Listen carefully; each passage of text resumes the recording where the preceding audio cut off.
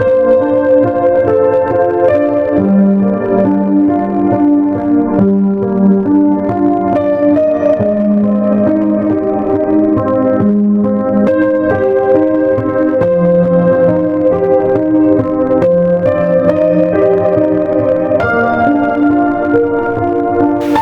रचित स्तुति समाचार अध्याय 6 वचन 33 में पढ़ रहा हूँ, ध्यानपूर्वक सुनिए। इसलिए पहले तुम परमेश्वर के राज्य और उसके धर्म का खोज करो, तो ये सब वस्तुएं भी तुम्हें मिल जाएगी। Hallelujah, hallelujah, hallelujah. ये वचन प्रभु यीशु मसीह अपने लोगों को सुना रहा है, अपने लोगों को बता रहा है, नसीहत दे रहा है, स्वर्ग की बातों को सुना रहा है। क्योंकि उस समय लोग परमेश्वर के राज्य से दूर थे। परमेश्वर के अनुग्रह और उसकी कृपा उन लोगों के ऊपर उतना नहीं था जितना प्रभु यीशु के आने के बाद लोगों को मिला। लोग अंधकार में खोए हुए थे, लोग तलाश में थे, कोई अपने भूख के लिए, कोई अपने ज़रूरत के लिए यहाँ वहाँ भाग दौड़ कर रहे थे। उन लोगों को प्रभु समझा रहा है, बता रहा है कि पहले तुम परमेश्वर के राज्य और उसके धर्म की खोज करो, तो ये सब वस्तुएं तुम्हें मिल जाएगी। प्यारे भाई और बहनों, आज दुनिया यानी संसार, पूरी जगत के जितने लोग हैं, अपने सुख सुविधा के लिए, अपने पेट की भूख मिटाने के लिए, ज़रूरत को पूरा करने के लिए, परिवार को संभालने के लिए, एक दूसरे की मदद करने के लिए नाना प्रकार के रास्तों को अपनाए हुए हैं। हम कल क्या खाएंगे, कल क्या पिएंगे, हमें शरीर की क्या ज़रूरत है, आवश्यकता क्या है, उसके पीछे इंसान इतने हद तक पार कर चुके हैं कि उन्हें क्या करना है, क्या नहीं करना है, वो भूल गए हैं। ये सारी बातों को देखकर पर प्रभु यीशु मसीह को अच्छा नहीं लगा, क्योंकि लोग परमेश्वर के राज्य को छोड़कर दूसरे राज्य में चले गए। दुनिया में दो राज्य हैं, एक परमेश्वर का राज्य है और एक शैतान का राज्य है। परमेश्वर का राज अलग है, शैतान का राज अलग है। शैतान का राज सिर्फ और सिर्फ शरीर की अभिलाषा को पूरा करने के लिए इंसान को लालसा और अभिलाषा में खींचता है। परमेश्वर जबकि इन सारी बातों से दूर करता है, शरीर की जो आवश्यकता है वो प्रभु देता है, पर इतना नहीं कि जितना शैतान लोगों के आत्मा की आंखें बंद कर देता है ताकि परमेश्वर के राज्य को भूल जाएं। प्यारे भाई और बहनों, परमेश्वर का राज्य है अलग और शैतान का राज्य है अलग। परमेश्वर के राज्य में शांति है, आनंद है, पहले तो प्रेम है, प्रेम, आनंद और शांति है, धीरज है, कृपा है, भलाई है, बहुत सारी बातें हैं। लेकिन इसके विपरीत शैतान के राज्य में गुस्सा, नफरत, क्रोध, ईर्ष्या, जलन, डाह, गाली देना, दूसरों को सताना, दूसरे का अपमान करना, दूसरे का छीनना, लोभ, लालच, दुनिया भर का जो अवगुण है जो शैतान के राज्य में है। लेकिन परमेश्वर का राज्य अलग है, शैतान के राज्य से अलग। परमेश्वर नहीं चाहता कि कोई भी उसकी रचना यानी मनुष्य, उसके बनाए गए जो हाथ की कारीगरी है, जो परमेश्वर का आत्मा उसके अंदर है, जो इंसान को समझ और ज्ञान देने वाला, लेकिन शैतान उस आत्मा को अपने अभिलाषा के चलते उसे अंधा कर दिया है। लोग आज अंधा बन चुके हैं, परमेश्वर के राज्य से अलग हैं, धार्मिकता से अलग हैं। परमेश्वर का राज्य धार्मिकता है, अधर्म नहीं है। अधर्म शैतान के पास है, लेकिन मनुष्य उसमें उलझ गया है। क्यों उलझ गया है? सिर्फ और सिर्फ अभिलाषा को पाने के लिए, उसकी इच्छा को पूरी करने के लिए, जो कि उसकी ज़रूरत है।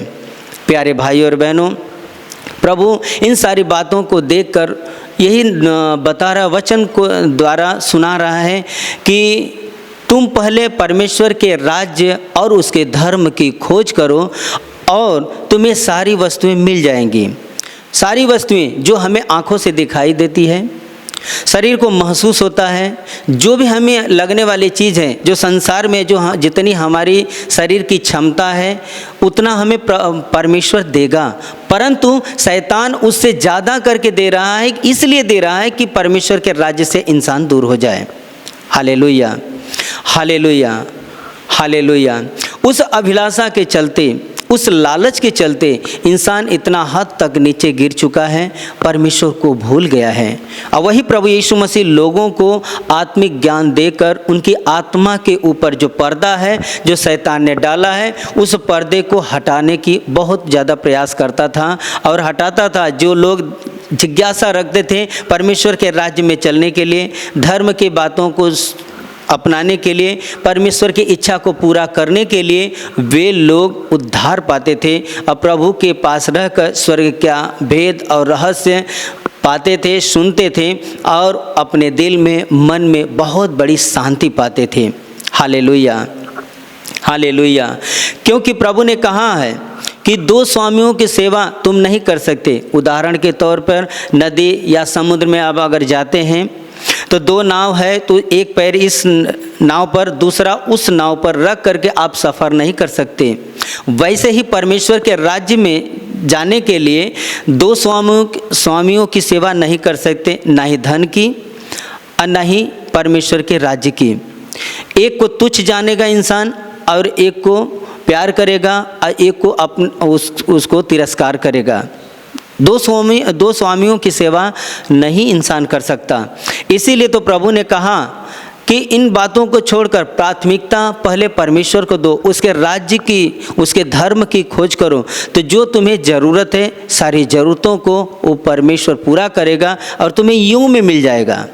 Hallelujah, hallelujah, hallelujah. पुराने नियम में बहुत एक अद्भुत घटना है और उस घटना से हमें बहुत बड़ी सीख मिलती है। राजा दाऊद नाम का एक राजा था, महान राजा, और उसका एक पुत्र जो सुलेमान, उसके बाद जो उस राजगद्दी पर बैठा। बचपन में ही सुलेमान उस राजगद्दी को पाया और एक दिन उसने परमेश्वर यहोवा को होम बलि दिया और होम बलि के बाद रात में सोया, दर्शन के समय में उसने देखा यहोवा कहता है, हे सुलेमान तू क्या चाहता है, तू बता मैं तुझे दूंगा।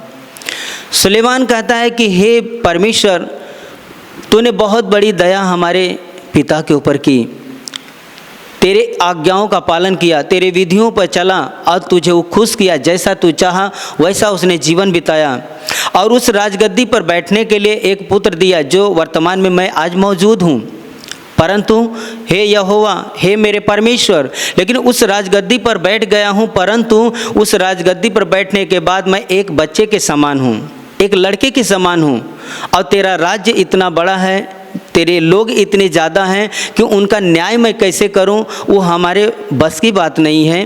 उनका न्याय करने के लिए, उनको सही रास्ता दिखाने के लिए, मार्गदर्शन करने के लिए, उनकी ज़रूरत को पूरा करने के लिए हमें ज्ञान और बुद्धि चाहिए, हमें समझ चाहिए, हम लोगों का न्याय कर सकें, हमें ऐसी शक्ति दे। यहोवा बहुत प्रसन्न हुआ, कहता है हे सुलेमान, तूने बहुत अद्भुत चीज़ मांगी है, तूने ऐसा मांगा, ना ही तूने धन मांगा, ना ही दौलत, ना ही शोहरत मांगा और ना ही तूने अपनी महिमा मांगी और ना ही लंबी उम्र मांगी और ना ही अपने शत्रुओं का विनाश करने के लिए तूने मांगा।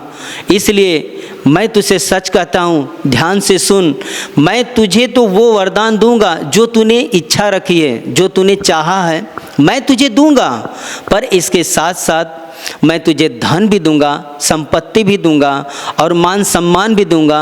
और इतना ही नहीं कि ना ही तेरे जैसा पहले कोई राजा हुआ और ना ही तेरे बाद कोई होगा। Hallelujah, hallelujah, hallelujah. इतना अद्भुत राजा सुलेमान ने क्या मांगा? उससे सिर्फ ज्ञान और बुद्धि मांगा। यहोवा ने कहा मैं तुझे ज्ञान और बुद्धि का ऐसा मन दूंगा और उसके साथ मैं तुम्हें धन और संपत्ति दूंगा, मान सम्मान दूंगा और तू अपने पिता के जैसा तू मेरे नियमों का पालन करेगा, विधियों को अपनाएगा, चलेगा, न्याय करेगा, जैसा तेरा पिता किया करता था वैसा तू अगर करता जाएगा तो मैं तुझे दीर्घायु का आशीर्वाद दूंगा, लंबी उम्र तक जिंदा रहेगा। ऐसा उसने आशीर्वाद दिया। प्यारे भाई और बहनों, ये घटना सत्य है और ये बाइबल कहती है कि सुलेमान के जैसा ना ही कोई राजा हुआ और ना ही कभी होगा। ये यहोवा ने कहा था और ये सत्य है कि उसके जैसा ज्ञानी पुरुष कोई नहीं हुआ, उसके जैसा महिमामय कोई नहीं व्यक्ति हुआ। मेरे प्यारे भाई और बहनों, लेकिन आज शैतान उस बात को, उस भेद और रहस्य को इंसान के दिल से बाहर निकाल कर फेंक दिया है। लोगों के दिल में नफरत आई है, भाई भाई का नहीं बनता, माँ बेटी का नहीं बनता, पति पत्नी का नहीं जम रहा है, एक घर में 4 परिवार हैं, किसी का समानता ही नहीं है, किसी के अंदर प्रेम नहीं है। वजह क्या है? परमेश्वर का राज्य उनके दिल में नहीं है, परमेश्वर के अनुग्रह से वो दूर हैं, परमेश्वर के प्रेम से वो दूर हैं। इसलिए इतना नफरत और गुस्सा और चिड़चिड़ापन है, जिसके कारण वो परमेश्वर को ना ही पहचानते हैं, ना ही उसके राज्य में वो बने हैं, ना ही वो धार्मिकता की तलाश में हैं, ना ही वो जीवन के शांति में हैं। Hallelujah, hallelujah, hallelujah. मेरे प्यारे भाई और बहनों, आज आपके सामने वो परमेश्वर का वो वचन आया हुआ है कि जिस वचन को आपको ज़रूरत है, परमेश्वर के राज्य की आपको ज़रूरत है, परमेश्वर की धार्मिकता को आपकी ज़रूरत है। वो धार्मिकता जो आपको अधर्म से दूर करता है, वो जीवन जो आपके आंखों में आंसू है, जो आपके दिल में नफरत और दूसरे के प्रति गुस्सा है, उससे बाहर निकालने के लिए आपको एक ही मददगार है, वो है यीशु मसीह। यीशु मसीह हमारे लिए आया, हमारे पापों की सारी सज़ा उसने अपने ऊपर उठाई ताकि हम परमेश्वर के राज्य में पहुंच सकें, ताकि हम परमेश्वर के सामने खड़े हो सकें, ताकि हम उस स्वर्ग में जाने के लायक बन सकें। उसके ऊपर विश्वास करें। विश्वास करने से विश्वासी जन विश्वास के कारण धर्मी ठहरता है। Hallelujah, hallelujah, hallelujah. प्यारे भाई और बहनों, आज की कठिन परिस्थिति हो चुकी है। शैतान पूरी दुनिया को अपने मुट्ठी में, अपने आगोश में किया है ताकि कोई भी परमेश्वर के राज्य में न जा सके, ना ही उसका उद्धार हो सके। इसलिए प्यारे भाई और बहनों, आपके जीवन में कितना भी बड़ा संकट है, कितना भी बड़ा दुख है, कितनी भी बड़ी विपत्ति है, या सामने कोई भी ऐसा तनाव भरा जीवन आप बिता रहे हैं, उन सारे तनाव से, संकट से, दुख से आपको बाहर निकालने वाला सिर्फ एक ही है, जो हमारा प्रभु यीशु मसीह। जो प्रभु कहता है, जो अपने मुंह के द्वारा बोला कि हे सब परिश्रम करने वालों और बोझ से दबे हुए लोगों, मेरे पास आओ, मैं तुम्हें विश्राम दूंगा। हमें इस जीवन से छुटकारा देने के लिए, दुख से बाहर निकालने के लिए, हमें अनंत जीवन देने के लिए वो हमारा प्रभु यीशु मसीह स्वर्ग को छोड़कर इस धरती पर मानव रूप धारण किया और सारे मानव जाति की पाप की सजा, दुखों को, बीमारियों को, सब कुछ अपने ऊपर उठाया और हमें पाप से मुक्त करके, अपने लहू से धोकर शुद्ध करके हमें उस योग्य बनाया ताकि हम उस स्वर्ग में प्रवेश कर सकें और हम उस परमेश्वर के सामने खड़े रह सकें। Hallelujah, hallelujah, hallelujah. अगर आप बीमार हैं, परेशान हैं, दुख में हैं, तो आप दुखों की तरफ मत देखो, आप संसार की तरफ मत देखो, उस नफरत भरे, उस अंधकार की तरफ न देखकर यीशु की तरफ देखो, क्योंकि यीशु ही है जो हमें स्वर्ग में लेकर जा सकता। यीशु ही है जो हमारे पापों की क्षमा है। स्वर्ग के राज्य में, स्वर्ग के दरवाजे पर कोई और खड़ा नहीं, हमारा यीशु मसीह है, क्योंकि बाइबल कहती है उद्धार उसी के द्वारा है, छुटकारा उसी के द्वारा है, अनंत जीवन उसी के द्वारा है, क्योंकि वही छुटकारा देने के लिए हमारे सारे पापों की सजा प्रभु यीशु ने उठाई है। इसलिए प्यारे भाई और बहनों, ना ही दुख को देखो, ना ही बीमारी को, ना ही उस अंधकार की तरफ। पहले आप उस प्रभु के राज्य और धर्म की तलाश में रहो। प्राथमिकता उस प्रभु को दो ताकि जिस प्राथमिकता के कारण आप धर्मी ठहर सकें, विश्वास के कारण धर्मी ठहर सकें। विश्वास करेंगे, यीशु के ऊपर अपना ईमान लाएंगे, विश्वास रखेंगे, भरोसा रखेंगे, तो आप विश्वास के कारण धर्मी ठहरेंगे और अपने पापों की पश्चाताप करेंगे यीशु के नाम पर, और यीशु मसीह आपको छुटकारा देगा। अपने लहू से आपके दिल, आपके मन, आपकी आत्मा को शुद्ध करेगा। जब तक आप इस धरती पर जीवन बिताएंगे तब तक आनंद और शांति से बिताएंगे। आपके सामने कितना भी दुख आए या कोई भी कैसी परिस्थिति आए, उस परिस्थितियों का सामना करने की ताकत और बल प्रभु यीशु मसीह आपको आत्मा के रूप में आपके दिल में देगा। आपको यकीन हो जाएगा क्या हुआ, हमारे सामने संकट है, तकलीफ है या कोई भी प्रकार का दुख है, इस दुख से प्रभु हमें बाहर निकालेगा और हमारा जीने का जो समय पूरा हो जाएगा। हमारा प्रभु यीशु मसीह अनंत काल के राज्य के स्वर्ग में हमें प्रवेश करके लेगा और आपको ताकत मिलेगा, ताकि ऐसा निराशा आपके जीवन में नहीं आएगा। एक आपके दिल में आशा, एक उम्मीद जाग जाएगी, एक आशा, एक उम्मीद जागेगी, क्योंकि वो उम्मीद स्वर्ग की है। वहाँ पर ना ही धूप है, ना ही तकलीफ है, ना ही प्यास है, ना ही कोई दर्द है, ना ही कोई बीमारी, ना ही कोई नफरत, सिर्फ प्यार, सिर्फ प्यार और सिर्फ प्यार है। Hallelujah, hallelujah, hallelujah. इसलिए प्रभु इस धरती पर जब मानव रूप धारण कर लोगों के बीच में खड़ा हुआ था तो देखा लोग किस तरीके से रात दिन बस दौलत दौलत और धन धन, जमीन जमीन, मेरा जमीन, मेरा धन, मेरी गाड़ी, मेरा बंगला, मेरा मेरा मेरा करते करते आत्मा का विनाश हो रहा है और लोग उसी में डूब चुके हैं। उससे बाहर निकलना इंसान के अपने ताकत, अपने बल से नहीं बाहर निकल सकता। प्यारे भाई और बहनों, याद रखिए, इस दुनिया से बाहर निकलने के लिए, इस मोह जाल से बाहर निकलने के लिए, इस स्वार्थमय जीवन से बाहर निकलने के लिए आप अपनी ताकत, अपने बल से नहीं निकल सकते। ये आसमानी ताकत यानी परमेश्वर की ताकत चाहिए, यीशु की ताकत चाहिए। उसके पास जाएंगे, उसके पास मांगेंगे कि प्रभु हमें ताकत और बल दे, प्राथमिकता अपने जीवन में लाएंगे तो प्रभु अनुग्रह करेगा, आपके ऊपर दया करेगा, आपको अपने बलवंत हाथों को बढ़ाकर स्पर्श करेगा और आपके दिल में पवित्र आत्मा का अभिषेक से भरेगा और आपको एक नया ताकत मिलेगा ताकि आप उस जीवन को जी सकें जैसा परमेश्वर की इच्छा है। प्यारे भाई और बहनों, राजा सुलेमान ने क्या मांगा? उसके पास सब कुछ था, उसके पिता का बनाया हुआ सब कुछ था, धन था, दौलत था, शोहरत था, मान सम्मान सब कुछ था, परंतु उस राजा ने क्या मांगा? ज्ञान और बुद्धि मांगा। आपके सामने कुछ बहुत सारे चीज़ों की ज़रूरत है, लेकिन सारे चीज़ों की ज़रूरत को पूरा करने के लिए अगर आप प्रभु से बुद्धि मांगे, ज्ञान मांगे, उसके राज्य को मांगेंगे तो परमेश्वर आपको ज्ञान और बुद्धि देगा ही, क्योंकि प्रभु कहता है ज्ञान और बुद्धि का खजाना तो मेरे पास है। मांग, बुद्धि की घटी है तो तू मांग, मुझसे मांग, बिना उलाहना दिए मैं तुझे दूंगा।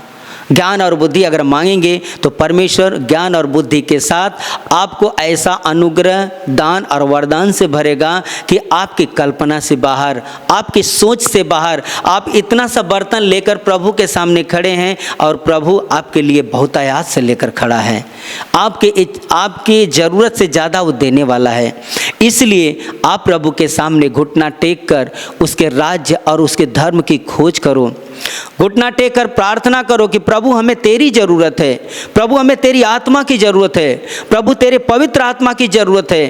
तेरे पवित्र आत्मा से भर, तेरे ज्ञान और बुद्धि से भर। अब प्रभु का अनुग्रह हो जाएगा, उसके ज्ञान, उसके बुद्धि से भरेगा और उसके धधकती हुई पवित्र आत्मा की अग्नि से भरेगा और आपका जीवन बदल जाएगा और आपका जीवन आशीषित हो जाएगा। यहाँ धरती का जीवन खत्म होने के बाद अनंत काल के राज्य में उस प्रभु के पास पहुँच जाएंगे।